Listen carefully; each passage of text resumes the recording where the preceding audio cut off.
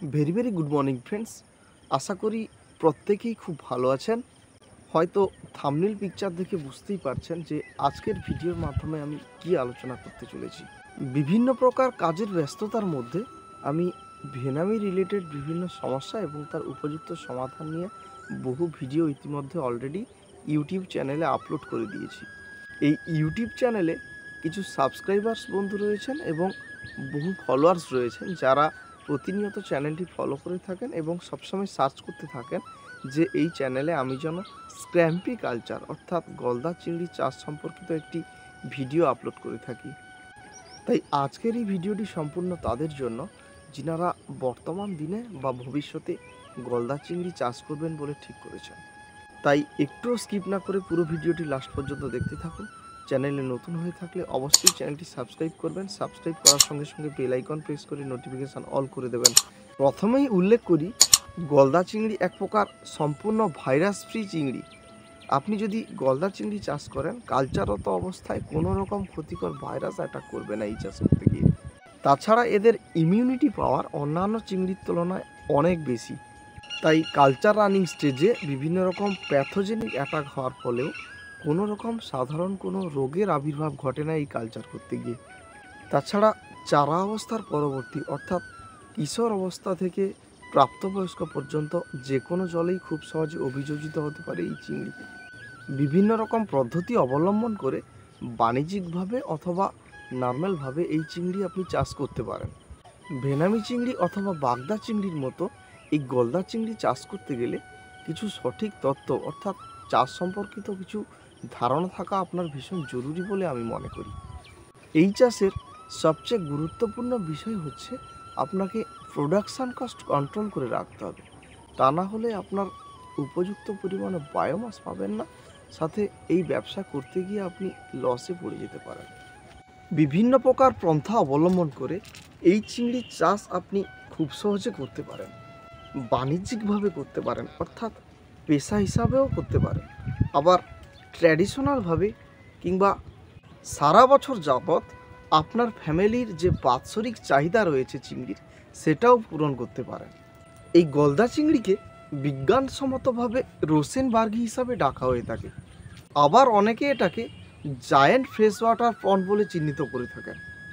এবার আমি গলদা চিংড়ির বিভিন্ন প্রকার চাষ পদ্ধতি নিয়ে বিশদভাবে আলোচনা করব। তার সঙ্গে চিংড়ির জন্য পরিপূরক খাদ্য প্রদান সম্পর্কে বিশদভাবে তুলে ধরবো আপনাদের সামনে।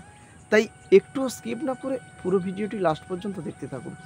আপনার নিজস্ব আয়ত্তে যদি 1 বিঘারও কম একটি পুকুর থাকে, উক্ত পুকুরের চারপাশে যদি কোনো প্রকার গাছপালা না থাকে অর্থাৎ পুকুরের চারপাশ যদি পরিষ্কার থাকে এবং ফটোসিনথেসিস হয় অর্থাৎ পুকুরের উপরিভাগে সূর্যালোক পড়ে দিনের বেলা, সেক্ষেত্রে আপনি অনায়াসে নিজস্ব ফ্যামিলির বাৎসরিক চাহিদা পূরণ করার উদ্দেশ্যে গলদা চিংড়ির চাষ করতে পারেন উক্ত পুকুরটিতে। এই পদ্ধতি অবলম্বন করে আপনি কিভাবে পুকুর প্রস্তুতি থেকে শুরু করে কিভাবে চিংড়ির লালন পালন করবেন অর্থাৎ পরিচর্যা করবেন তার সম্পর্কে বিশদে জানতে সরাসরি আমার সাথে যোগাযোগ করবেন। সর্বপ্রথমে উল্লেখ করব পুকুর প্রস্তুতি অর্থাৎ পন্ড প্রিপারেশন নিয়ে বিশদে। আপনার পুকুরের যদি কালো মাটি না থাকে, পূর্বে কালচার হওয়ার ফলে যে পরিমাণ কালো মাটি জমা হয়েছিল তার উচ্চতা যদি 6 ইঞ্চি বা তার কম থাকে, সেক্ষেত্রে উক্ত পুকুরটিকে 2 মাস বা তার অধিক দিন ধরে খুব ভালো করে শুকিয়ে নিতে হবে অর্থাৎ রোদ খাওয়াতে হবে। ঠিক এইভাবে 2 মাস রোদ খাওয়ার পরবর্তী সময় প্রতি বিঘা জায়গাতে 50 থেকে 70 কেজি হারে কলিচুন ছড়িয়ে দেবেন এবং কলিচুন ছড়ানো সম্পন্ন হলেই 1 ইঞ্চি পাইপ দিয়ে জলসেচ করে দেবেন। আবার যদি পুকুরে পূর্বে কালচাররত কালো মাটি জমা হয়ে থাকে, সেক্ষেত্রে পাঁকওয়াশ বা খনন করার মাধ্যমে কালো মাটি সম্পূর্ণ বাইরে ফেলে দিন পুকুর থেকে।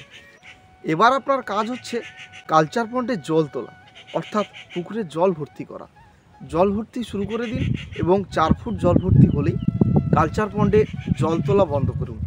পুকুরে জল ভর্তি সম্পন্ন হলেই 24 ঘন্টা পুকুরটিকে পুরোপুরি বিশ্রাম দিয়ে দিন এবং পরবর্তী সময়ে খুব ভালো করে ট্রেনিং করুন। এবার আপনার গুরুত্বপূর্ণ কাজ হচ্ছে পুকুরটাকে ক্লোরিনেশন করানো অর্থাৎ ব্লিচিং পাউডার অ্যাপ্লাই করবেন। প্রতি 1000 স্কোয়ার মিটার এরিয়ার জন্য 25 কেজি ব্লিচিং পাউডার অ্যাপ্লিকেশান করুন রাত্রিকালীন সময়ে এবং এরিয়েশন চলাকালীন অবস্থায়। ব্লিচিং করার পরবর্তী 48 ঘন্টা পুকুরটিকে পুরোপুরি বিশ্রামে রেখে দিন এবং 48 ঘন্টা কমপ্লিট হলেই খুব ভালো করে এরিয়েশন চালান এবং চেনিং করুন। এর ফলে কি হবে, ডিক্লোরিনেশন অর্থাৎ পুকুর থেকে ক্লোরিন উড়ে যাবে। এর পরবর্তী সময়ে আপনার কাজ হচ্ছে পুকুরটাকে স্যানিটাইজেশন করানো অর্থাৎ ওয়াটার স্যানিটাইজেশন করা। এর জন্য আপনাকে যেটি করতে হবে সেটা হচ্ছে পিপি অর্থাৎ পটাশিয়াম পারম্যাঙ্গানেট প্রত্যেক 1000 স্কোয়ার মিটার এরিয়ার জন্য 500 থেকে 700 গ্রাম অ্যাপ্লাই করবেন। ওয়াটার স্যানিটাইজার অ্যাপ্লিকেশন করার পরবর্তী আপনার গুরুত্বপূর্ণ কাজ হচ্ছে পুকুরের অ্যামোনিয়া এবং নাইট্রেট লেভেল চেক করবেন। যদি অ্যামোনিয়া অথবা নাইট্রেট না থাকে সেক্ষেত্রে বটম ক্লিন করার উদ্দেশ্যে জিওলাইট পাউডার বালির সাথে মিশিয়ে সারা পুকুরে অ্যাপ্লাই করবেন। প্রতি 1000 স্কোয়ার মিটার এরিয়ার জন্য জিওলাইট পাউডার নিয়ে নেবেন 3 থেকে 4 কেজি হিসাবে। আবার যদি কালচার পন্ডে অ্যামোনিয়া এবং নাইট্রেট গ্যাস দেখা যায় সেক্ষেত্রে প্রতি 1000 স্কোয়ার মিটার এরিয়ার জন্য সামান্য পরিমাণে ইউকা পাউডার এবং দানা লবণ একসাথে মিশিয়ে সারা পুকুরে ছড়িয়ে দেবেন। এবার আপনার গুরুত্বপূর্ণ কাজ হচ্ছে কালচার পন্ডে অর্গানিক জুস অ্যাপ্লিকেশান করা। এই অর্গানিক জুস অ্যাপ্লিকেশান করার জন্য আপনাকে বিশেষ কয়েকটি উপকরণ নিয়ে নিতে হবে। আমি সেগুলি নিয়ে প্রথমে আলোচনা করি। প্রতি 1000 স্কোয়ার মিটার এরিয়ার জন্য একবার অর্গানিক জুস প্রয়োগ করবার ক্ষেত্রে যে সমস্ত উপকরণগুলি নিতে হবে সেগুলি হচ্ছে, সর্বপ্রথম নিয়ে নেবেন 3 কেজি রাইস ব্রান বা আটা, এর সাথে নেবেন 1.5 কেজি মোলাসিস অর্থাৎ চিটাগুড়, এর সাথে নেবেন 500 গ্রাম অ্যাকোয়াকালচার ইস্ট এবং এক্সট্রা অ্যাড করতে পারেন 1 কেজি বাদাম খোল। উক্ত উপকরণগুলিকে 72 ঘন্টার জন্য মিষ্টি জলে ভিজিয়ে রাখবেন এবং 72 ঘন্টা অর্থাৎ 3 দিন কেটে গেলেই সাইনি ওয়েদার থেকে সকাল অথবা বিকালের টাইমে এরিয়েশন চালিয়ে অ্যাপ্লাই করবেন। এই মিশ্রণটি পুকুরের ওয়াটার পিএইচ মেনটেন করবে, তার সঙ্গে বেনিফিশিয়াল ব্যাকটেরিয়া কিছু হলেও অ্যাড করবে অর্থাৎ ওয়াটার প্রোবায়োটিকের কিছুটা কাজ করবে। এবার আপনার গুরুত্বপূর্ণ কাজ হচ্ছে কালচার পন্ডে সামান্য পরিমাণে মেজর মিনারেলস প্রয়োগ করা অর্থাৎ মেজর মিনারেলস সাধারণত 20 কেজি অথবা 25 কেজি প্যাকেটের ব্যাগ হয়ে থাকে। উক্ত মিনারেলসগুলি 2 কেজি নিয়ে নেবেন, তার সঙ্গে ডলোমাইট পাউডার 3 থেকে 4 কেজি মিশিয়ে এরিয়েশন চলাকালীন অবস্থায় বিকেলের দিকে অর্থাৎ বিকেল 4টার সময় অ্যাপ্লাই করবেন কালচার পন্ডে। ঠিক এইভাবে ওয়াটার প্রিপারেশান করে কালচার পন্ড রেডি করবেন সিড স্টকিং করার জন্য। এবার আপনার সবচেয়ে গুরুত্বপূর্ণ কাজ হচ্ছে ভালো জাতের চারা কালচার পন্ডে মজুত করা। ভারতবর্ষে যত প্রজাতির চিংড়ি আছে সবথেকে বড় সাইজের তৈরি হয়ে থাকে এই গলদা অর্থাৎ স্ক্র্যাম্পি শ্রিম্প। বিশ্ববাজারে এই গলদা চিংড়ির যেমন জনপ্রিয়তা রয়েছে সেই সঙ্গে অন্যান্য চিংড়ির তুলনায় এর রেটও অনেক বেশি হয়। গলদা চিংড়ি চাষ করতে গিয়ে যদি হিসেব করে উৎপাদন খরচ না করেন সেক্ষেত্রে এই চাষ করতে গিয়ে আপনি লোকসানের মুখোমুখি হয়ে যাবেন। সুতরাং অল্প খরচ করে গলদা চিংড়ি উৎপাদনের উদ্দেশ্যে এই ভিডিওটি লাস্ট পর্যন্ত ধৈর্য সহকারে দেখতে পাবেন। আপনি চাইলে মিক্স ফার্মিং হিসাবে এই গলদা চিংড়ি চাষ করতে পারেন। আপনি যদি আইএমসি কাপ অর্থাৎ রুই কাতলা মৃগেল জাতীয় মাছের চাষ করে থাকেন তার সঙ্গে সামান্য পরিমাণ জুভেনাইল স্ক্র্যাম্পি যদি আপনি ছেড়ে দেন সেক্ষেত্রে উক্ত কালচারটিও করা যায়। এর জন্য সবচেয়ে গুরুত্বপূর্ণ বিষয়টি হচ্ছে আপনাকে ধৈর্য সহকারে কালচারটি করতে হবে 7 থেকে 8 মাস। উক্ত পিরিয়ডটি আপনি যদি সঠিকভাবে কালচার করে বের করে দিতে পারেন সেক্ষেত্রে এর পরবর্তী সময়ে আপনার পুকুরে চিংড়ি বড় হয়ে তৈরি হয়ে যাবে এবং বড় অবস্থায় আপনি বাজারজাত করবেন। ট্র্যাডিশনাল ওয়েতে গলদা চিংড়ি চাষ করতে গেলে সাধারণত মিক্স ফার্মিংটিকে বেছে নেওয়া হয়। এবার আপনার সামনে উপস্থিত করি একক গলদা চাষ নিয়ে বিশদে। আপনি খুব ভালো করেই জানেন যে আমি পূর্বেই উল্লেখ করেছি গলদা চিংড়ি চাষের সম্পূর্ণ পন্ড প্রিপারেশান এবং ওয়াটার কালার প্রিপারেশান নিয়ে বিস্তারিত। এর পরবর্তী যে বিষয়টি সবচেয়ে গুরুত্বপূর্ণ সেটি হচ্ছে চারা মজুত বা সিড স্টকিং। চারা মজুত করা বলতে আপনি দুরকমভাবে কালচার পন্ডে সিড স্টকিং করতে পারেন। এক হচ্ছে পিএল সাইজের চারা পুকুরে মজুত করতে পারেন, আরও একটি হচ্ছে জুভেনাইল বা কিশোর সাইজের চিংড়ি আপনি পুকুরে মজুত করতে পারেন। এককভাবে চাষ করতে গেলে বিঘা প্রতি এভারেজ 15 থেকে 20,000 পর্যন্ত চারা মজুত করতে পারেন। আবার যদি আপনার পন্ডে এরিয়েশন সিস্টেম ওয়াটার এক্সচেঞ্জের সুবিধা থাকে সেক্ষেত্রে 25 থেকে 30,000 পিস পর্যন্ত চারা মজুত করতে পারেন প্রত্যেক 1000 স্কোয়ার মিটার এরিয়াতে। তবে চারা ছাড়ার ক্ষেত্রে একটি বিশেষ ব্যাপার হচ্ছে যে আপনি যদি পিএল সাইজের চারা মজুত করেন, সেক্ষেত্রে সামান্য পরিমাণ হলেও সিড সার্ভাইভাল ডাউন হওয়ার একটা চান্সেস থাকে। আবার আপনি যদি জুভেনাইল অর্থাৎ কিশোর সাইজের চিংড়ি মজুত করেন, সেক্ষেত্রে যে কোনো জলে এরা খুব সহজে অভিযোজিত হতে পারে এবং সার্ভাইভাল খুব ভালো থাকে।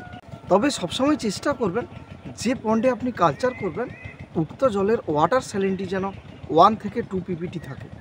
চারা মজুত করবার সময় সবসময় চেষ্টা করবেন ভালো জাতের অর্থাৎ ভালো মানের চারা পুকুরে মজুত করতে এবং জুভেনাইল অর্থাৎ আপনার হাতের আঙুলের 1 থেকে 2 রেখা সাইজের কিশোর চিংড়ি মজুত করবার। তার মানে এই নয় যে ফ্রেশ ওয়াটার অর্থাৎ মিষ্টি জলেও এই চিংড়ি কালচার হবে না। আপনার কাছে যদি ব্রাকিশ ওয়াটার অর্থাৎ নোনা জলের সুবিধা নাও থাকে, সেক্ষেত্রে ফ্রেশ ওয়াটার থাকলেও এই চিংড়ি খুব সহজে ছোট থেকে বড় হয়ে ওঠে। আবার যদি মিক্স ফার্মিং করে থাকেন, সেক্ষেত্রে স্টকিং ডেন্সিটি হিসাবে প্রতি 1000 স্কোয়ার মিটার এরিয়ার জন্য 5 থেকে 7000 পিস জুভেনাইল চিংড়ি ছাড়তে পারেন। এই গলদা চিংড়ি পিএল সাইজ থেকে 2 থেকে 3 গ্রাম ABW বডি ওয়েট পর্যন্ত প্রায় 6 থেকে 7 দিন অন্তর একবার করে মল্টিং করে থাকে। যখন এদের বডি ওয়েট 8 থেকে 9 গ্রাম হয়ে যায়, তখন এরা 8 থেকে 10 দিন অন্তর একবার করে মল্টিং করে থাকে। এই চিংড়ির বডি ওয়েট যখন 10 গ্রাম ক্রস করে যায়, তখন 12 থেকে 13 দিন অন্তর একবার করে মল্টিং করে থাকে। সুতরাং চিংড়ির মল্টিং পিরিয়ড 12 থেকে 15 দিন হিসাব করে আপনাকে পুকুরে মিনারেলস প্রদান করতে হবে, যাতে গলদা চিংড়ি মল্টিং করার ক্ষেত্রে কোনো রকম কোনো সমস্যার মুখোমুখি না হয়, খুব সহজে ইজি মল্টিং করতে পারে। আরও একটি সাধারণ কথা হচ্ছে কালচারত অবস্থায় প্রত্যেক 2 থেকে 3 সপ্তাহ অন্তর জলের পিএইচের কন্ডিশন দেখে কলিচুন প্রয়োগ করতে হবে পুকুরে। বিশেষ করে আপনি যদি ফ্রেশ ওয়াটার অর্থাৎ মিষ্টি জলে গলদা চিংড়ি চাষ করে থাকেন, সেক্ষেত্রে কালচার পন্ডে কালচারত অবস্থায় ওয়াটার পিএইচ লেভেল সবসময় ডাউন হতে থাকবে। সেই জন্য প্রত্যেক 15 দিন অন্তর একবার করে কলিচুন প্রয়োগ করবেন প্রতি 1000 স্কোয়ার মিটার এরিয়াতে 7 থেকে 8 কেজি হিসাবে। আবার যদি ব্রাকিশ ওয়াটার অর্থাৎ নোনা জলে গলদা চিংড়ি চাষ করে থাকেন, সেক্ষেত্রে প্রত্যেক 20 দিন অন্তর একবার করে কালচার পন্ডে ওয়াটার পিএইচ লেভেল চেক করবেন। যদি ডাউন থাকে, সেক্ষেত্রে কলিচুন অ্যাপ্লাই করবেন প্রতি 1000 স্কোয়ার মিটার এরিয়ার জন্য 6 থেকে 7 কেজি হিসাবে। আর কালচারত অবস্থায় যাতে মোর্টালিটি অথবা অ্যালগির আক্রমণ অর্থাৎ শ্যাওলা আক্রান্ত হয়ে চিংড়িগুলো যাতে মারা না যায়, তার জন্য প্রত্যেক 20 দিন অন্তর একবার করে ওয়াটার প্রোবায়োটিক অ্যাপ্লাই করবেন এবং চেষ্টা করবেন প্রত্যেক 15 দিন অন্তর একবার করে হাতে তৈরি অর্গানিক জুস প্রসেসিং করে অ্যাপ্লাই করার। গলদা চিংড়ি চাষ করতে গেলে কালচার পন্ডে জুপ্লাঙ্কটন এবং ফাইটোপ্লাঙ্কটনের ব্যালেন্স থাকা ভীষণ জরুরি। প্রিয় চাষি বন্ধু, আপনি খুব ভালো করেই জানেন যে ওয়াটার প্রোবায়োটিক হচ্ছে নন স্পেসিফিক ডিজিজ কন্ট্রোলার। এছাড়াও গলদা চিংড়ি কালচার করতে গেলে বিশেষ কোনো ক্রাইটেরিয়া আপনাকে মেনটেন করতে হবে না। প্রত্যেক 15 দিন অন্তর একবার করে জাল ফেলে চিংড়ি চেক করবেন। যদি পাগুলো হলদে থাকে, তাহলে বুঝবেন যে পুকুরের তলদেশে ক্ষতিকর গ্যাসের সৃষ্টি হয়েছে অথবা বটম লেভেল নোংরা হয়ে গেছে। যদি চিংড়ির নিম্নভাগে পা হলদে বর্ণ ধারণ করে, সেক্ষেত্রে আপনাকে যেটা করতে হবে সেটা হচ্ছে পুকুর থেকে গ্যাস কাটাবার জন্য দানা লবণ অর্থাৎ প্রতি 1000 স্কোয়ার মিটার এরিয়ার জন্য গ্র্যানুয়াল সল্ট 5 কেজি, কিংবা চিংড়ির বয়স যদি 100 দিন ক্রস করে যায়, সেক্ষেত্রে 7 থেকে 8 কেজি নিয়ে সারা পুকুরে ছড়িয়ে দেবেন। এবং পুকুরের তলদেশ পরিষ্কার করবার জন্য অর্থাৎ বটম লেভেল ক্লিন করবার জন্য জিওলাইট পাউডার নদীর বালির সাথে খুব ভালো করে মিশিয়ে প্রতি 1000 স্কোয়ার মিটার এরিয়াতে 3 কেজি হিসাবে প্রয়োগ করবেন। গলদা চিংড়ি চাষ করতে গেলে বিশেষ কোনো প্রকার রোগের আবির্ভাব ঘটে না।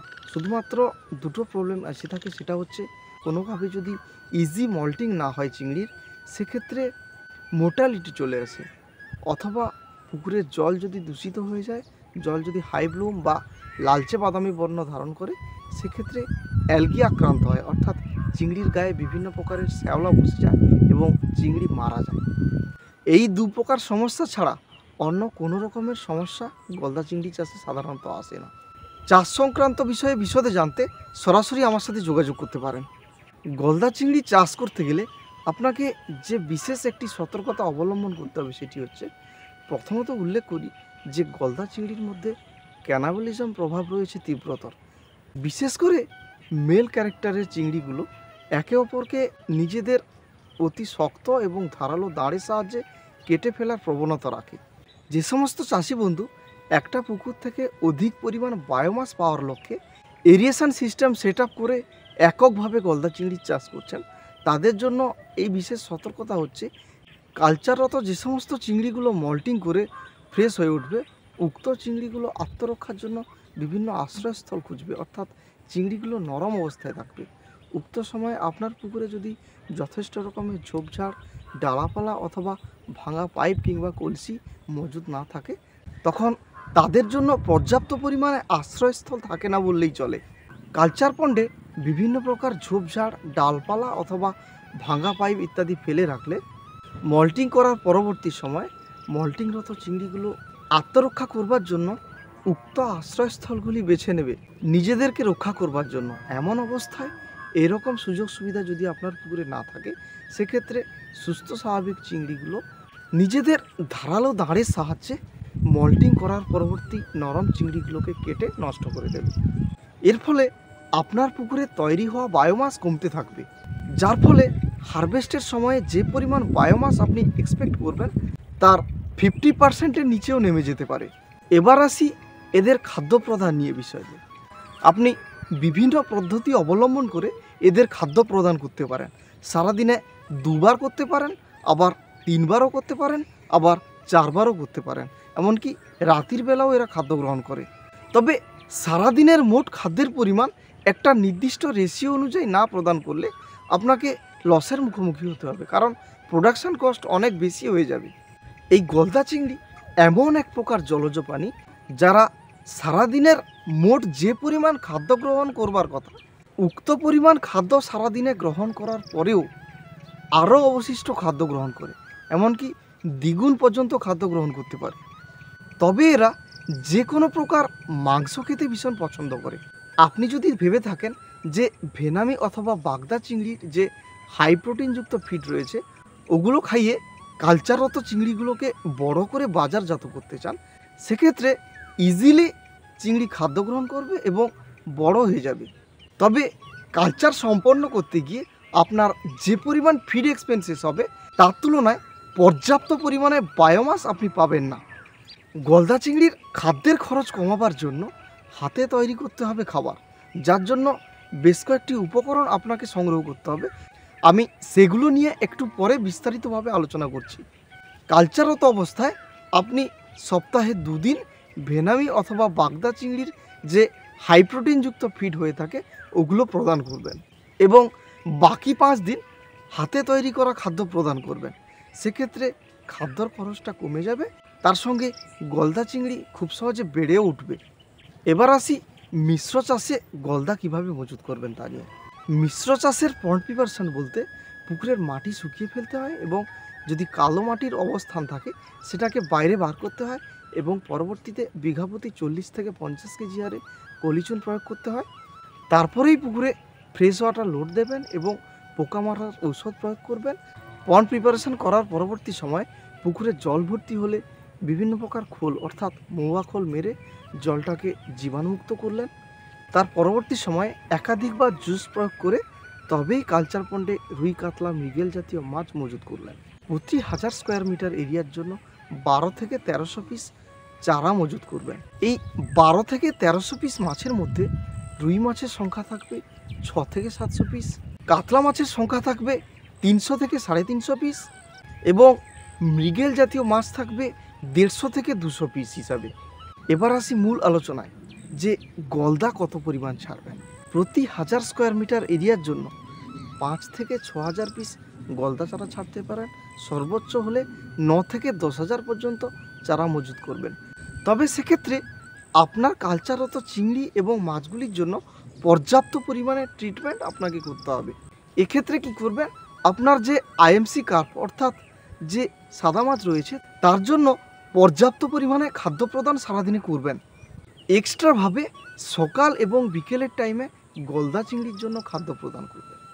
একক গলদা চিংড়ি চাষ করতে গিয়ে যে চাষ পদ্ধতি আপনি অনুসরণ করেছিলেন উক্ত চাষ পদ্ধতি মিশ্র চাষেও অ্যাপ্লাই করবেন। এর ফলে আপনার চিংড়ির গ্রোথ কখনোই হ্যাম্পার হবে না। গলদা চিংড়ি চাষের একটি গুরুত্বপূর্ণ ব্যবসা হচ্ছে যে ডিমওয়ালা মাদার গরমের সময় অর্থাৎ ফেব্রুয়ারি মার্চের দিকে বিক্রি করা। প্রতি বছরই পশ্চিমবঙ্গ এবং ওড়িশায় যথেষ্ট ডিমান্ড রয়েছে এই ডিমওয়ালা মাদার চিংড়ির। ফেব্রুয়ারি মাস থেকে জুন মাস পর্যন্ত ডিমওয়ালা জ্যান্ত মাদার চড়া দামে বিক্রয় হয় পূর্ব মেদিনীপুর এবং ওড়িশার বিস্তীর্ণ এরিয়াতে। কারণ পূর্ব মেদিনীপুর এবং ওড়িশার উপকূলবর্তী বিস্তীর্ণ এরিয়াতে ডিমওয়ালা মাদার কালচার করে ওখান থেকে নেক্সট জেনারেশন গলদা চিংড়ি তৈরি করা হয়। অর্থাৎ এক কথায় বলতে গেলে যে ডিমযুক্ত মাদার গলদা কালচার করে সিড তৈরি হয়ে বিক্রয় করা হয়। তার জন্য বছরের শুরুতে অর্থাৎ ফেব্রুয়ারি মাস থেকে জুন জুলাই মাস পর্যন্ত যথেষ্ট ডিমান্ড থাকে ডিমওয়ালা মাদারের। নতুন বছরের শুরুর সময় যদি আপনি ডিমযুক্ত মাদার তৈরি করতে চান তাহলে সেক্ষেত্রে আপনাকে যেটা করতে হবে সেটি হচ্ছে প্রতি বছর জুলাই অথবা আগস্টের দিকে আপনাকে পুকুর হারভেস্ট করে দিতে হবে এবং উক্ত পুকুরে জল তুলে ওয়াটার প্রিপারেশন করে চিংড়ি ছাড়ার উপযোগী করে তুলতে হবে। এর জন্য আপনাকে যেটা করতে হবে সেটা হচ্ছে প্রত্যেক 100টা চিংড়ির মধ্যে 10 পিস মেল শ্রিম্প এবং 90 পিস ফিমেল শ্রিম্প মজুদ দিতে হবে। এর জন্য আপনাকে ন্যূনতম 15 গ্রাম বডি ওয়েট থেকে কালচার পন্ডে মজুদ করতে পারেন। সেক্ষেত্রে অগাস্ট মাস থেকে ডিসেম্বর মাস পর্যন্ত যখন একই সঙ্গে একটি পুকুরে বড় ফিমেল এবং মেল চিংড়ি একসাথে থাকবে তখন এই ফিমেল চিংড়িগুলোর মধ্যে অটোমেটিক্যালি ডিম চলে আসবে। ডিসেম্বর মাস কেটে যাওয়ার পরবর্তী সময়ে নতুন বছরে যদি আপনি 35 গ্রাম বা তার বেশি ওজনের জ্যান্ত মাদার পুকুরে রাখতে পারেন সেক্ষেত্রে আপনি যথেষ্টই প্রফিট করবেন। কারণ উক্ত চিংড়ির ডিমান্ড তখন যথেষ্ট হয় এবং চড়া দামে বিক্রয় হয়। এই মাদার তৈরি সম্পর্কে বিশদে জানতে সরাসরি আমার সাথে যোগাযোগ করবেন। সর্বপ্রথমে উল্লেখ করি এই খাদ্য তৈরি করতে গেলে আপনাকে যথেষ্ট খাটতে হবে। আলাদা আলাদা জায়গা থেকে আপনাকে বিভিন্ন প্রকার কাঁচামাল সর্বপ্রথম সংগ্রহ করতে হবে। বিভিন্ন প্রকার মাল সংগ্রহ করা থেকে শুরু করে খাদ্য তৈরি পর্যন্ত আপনাকে কিছুটা পরিমাণ হয়তো এক্সট্রা ঝামেলা পোহাতে হবে। তা সত্ত্বেও আপনি ভেরিফাই করবেন যে কেনা খাদ্য দেওয়ার থেকে আপনার হাতে তৈরি করা খাদ্যকে গলদা চিংড়ি কত সহজেই বেড়ে উঠছে। যে পরিমাণ খাদ্য প্রদান করতে আপনার খরচ হতো তার থেকে কত কম পরিমাণ খরচ হবে। যে সমস্ত উপকরণগুলি আপনাকে সংগ্রহ করতে হবে তাদের মধ্যে অন্যতম হচ্ছে ফিশ মিল। এছাড়াও এক্সট্রা থাকছে আটা, বাদাম খোল এবং ভেনামির ফিড। এবার বলে রাখি ফিশ মিল কেনার সময় সবসময় সতর্ক থাকবেন। চেষ্টা করবেন যে গোটা মাল কিনতে। গোটা মাল কিনে মিক্সার গ্রাইন্ডার মেশিনের সাহায্যে ভালো করে গুঁড়ো করে নেবেন। যে কোনো চিংড়ির দৈহিক বৃদ্ধির জন্য সামুদ্রিক মাছের প্রোটিন খুবই অপরিহার্য ভূমিকা পালন করে। সেক্ষেত্রে আপনি যদি গোটা ফিশ মিল পারচেস করেন তাহলে অতি অবশ্যই অথেন্টিক এবং সলিড মাল পারচেস করবেন। সলিড এবং গোটা মাল কিনলে উপযুক্ত পরিমাণে প্রোটিন উক্ত ফিশ মিল থেকে আপনি পেয়ে যাবেন। এবার আপনার মধ্যে কোশ্চেন আসবে যে একটা 10 কেজি হাতে তৈরি খাদ্য তৈরি করতে গেলে কোন প্রকার উপকরণ কত পরিমাণে মিশিয়ে তৈরি করব, অর্থাৎ প্রত্যেকটি উপকরণের রেশিও কি থাকবে। আপনি যদি 10 কেজি পরিমাণ ওজনের খাদ্য নিজের হাতে প্রসেসিং করে তৈরি করতে চান সেক্ষেত্রে আপনাকে যা করতে হবে তা হলো যে 4 কেজি ফিশ মিল নিতে হবে, তার সঙ্গে নিতে হবে 3 কেজি আটা, 2 কেজি বাদাম খোল, আর এক্সট্রা থাকছে 1 কেজি যে কোনো বাগদা অথবা ভেনামি হাই প্রোটিনযুক্ত ফিডের গুঁড়ো। এই প্রত্যেকটি উপাদান পাউডার কন্ডিশনে নিয়ে আসবেন, অর্থাৎ যদি গুঁড়ো না থাকে সেক্ষেত্রে গুঁড়ো করে নেবেন। প্রত্যেকটি উপকরণ সর্বপ্রথমে গুঁড়ো করবেন, একসাথে মেশাবেন এবং খুব ভালো করে মাখিয়ে নেবেন। এর পরবর্তী আপনার গুরুত্বপূর্ণ কাজ হচ্ছে উক্ত মিশ্রণের উপর জল প্রদান করা। খুব সামান্য পরিমাণে জল দিয়ে প্রত্যেকটা উপকরণগুলিকে ময়শ্চারাইজ অর্থাৎ আর্দ্রতা ভাব করে নেবেন। এর সঙ্গে খুব সামান্য পরিমাণ চিটাগুড় অ্যাড করে নেবেন। সমগ্র চিটাগুড় এবং প্রত্যেকটা উপাদানের মিশ্রণটিকে 24 ঘন্টার জন্য রেখে দেবেন। 24 ঘন্টা কমপ্লিট হলেই মন্ড আকারে তৈরি করে নেবেন এবং বস্তার মধ্যে ছোট ছোট ছিদ্র করে পুকুরের বিক্ষিপ্ত জায়গায় অর্থাৎ মাল্টিপল প্লেসে ঝুলিয়ে দেবেন। এর মাধ্যমে চিংড়ি অথবা কার্প জাতীয় মাছ খুব সহজে খাদ্য গ্রহণ করবে। এইভাবে গলদা চিংড়িকে খাদ্য প্রদান করলে দেখবেন যে হাতে তৈরি খাবারের খরচ আপনার কেনা খাবারের তুলনায় অনেকটাই কম হবে। শুধু তাই নয়, আপনার গলদা চিংড়ির গ্রোথও খুব ভালো আসবে। প্রিয় চাষি বন্ধু, আমরা একদম ভিডিওর প্রায় অন্তিম পর্যায়ে চলে এসেছি। গলদা চিংড়ি, সাদা মাছ এবং ভেনামি বা বাগদা চিংড়ি সংক্রান্ত যে কোনো বিষয়ে জানতে সরাসরি আমার সাথে যোগাযোগ করতে পারেন। গলদা চিংড়ি চাষ সংক্রান্ত আজকের এই ভিডিওটি আপনার যদি কাজে লেগে থাকে তাহলে অবশ্যই লাইক করবেন। আপনার একটি লাইক আমাকে আরও নতুন নতুন ভিডিও তৈরি করতে ইন্সপায়ার করবে। আপনি যদি এই চ্যানেলটি প্রথমে দেখছেন, পরের ভিডিওর নোটিফিকেশানগুলি আপনার কাছে যাতে সহজে পৌঁছে যায় তার জন্য চ্যানেলটি অবশ্যই সাবস্ক্রাইব করবেন। সাবস্ক্রাইব করার সঙ্গে সঙ্গে বেল আইকন প্রেস করে নোটিফিকেশান অল করে দেবেন। তাছাড়া এই চ্যানেলে আপলোড করা ভিডিওগুলি আপনার কাছে যদি কার্যকর বলে মনে হয় তাহলে আপনার নিকটবর্তী চাষি বন্ধুদের সাথে শেয়ার করবেন, যার মাধ্যমে যে কোনো চিংড়ি অথবা মাছ চাষি খুব সহজে চাষ সংক্রান্ত ধারণা পেতে পারে। আজকের মতো এখানেই বিদায় নিচ্ছি। দেখা হচ্ছে নেক্সট ভিডিওতে। সবাই খুব ভালো থাকুন, সুস্থ থাকুন। Thank you. উইথ লাভ, পবিত্র দাস।